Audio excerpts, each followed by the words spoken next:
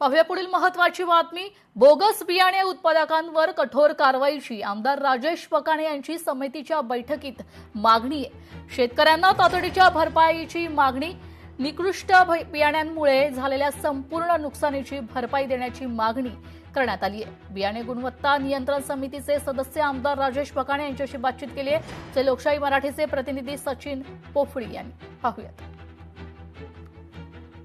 बियाण्याच्या संकटापासून शेतकऱ्यांना वाचवण्यासाठी आता प्रशासन कठोर पावलं उचलत आहे। नुकतीच आता त्या बियाण्यासंदर्भात एक समितीची बैठक पार पडली, त्यामध्ये आमदार राजेश पकाणे हे सुद्धा होते। भाऊ, काय सांगाल? नुकतीच समितीची मीटिंग पार पडली आहे, कठोर निर्णय घेण्यात आलेले आहे। मागच्या अधिवेशनामध्ये बोगस बियाण्याच्या संदर्भामध्ये मी विषय उचलून लावून धरला होता। त्यावेळेस मला आश्वासित करण्यात आलं होतं की या ठिकाणी मंत्रालयामध्ये उच्चस्तरीय बैठक लावून त्या संदर्भामध्ये एसओपी बनवण्यात येईल आणि तशी उच्चस्तरीय बैठक 4 दिवसापूर्वी झाली।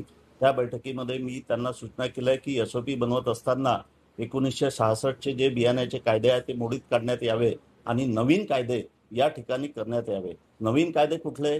तर या ठिकाणी आंध्र प्रदेश असेल, मध्य प्रदेश असेल, गुजरात असेल, या ठिकाणावरून जे बियाणं येतं त्या बियाण्याला या ठिकाणी प्रतिबंध करण्याच्या संदर्भामध्ये पोलिसांना सुद्धा ट्रेनिंग देण्यात यावं। त्यांच्यासोबत कृषी अधिकारी किंवा कृषीच्या संदर्भात ज्यांना नॉलेज आहे ते माणसं यांच्यासोबत देण्यात यावे आणि या ठिकाणी जर बोगस बियाणं कुठे आढळलं तर त्या कंपनीच्या डायरेक्टरवर गुन्हे दाखल करण्यात यावे।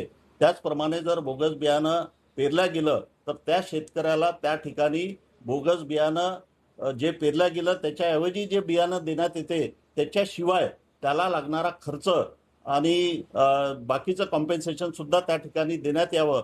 त्याशिवाय या ठिकाणी जूनमध्ये त्याचं जर्मिनेशन चेक न करता ते मे मध्ये चेक करण्यात यावं। सचिन पोफळी, लोकशाही मराठी, वर्धा।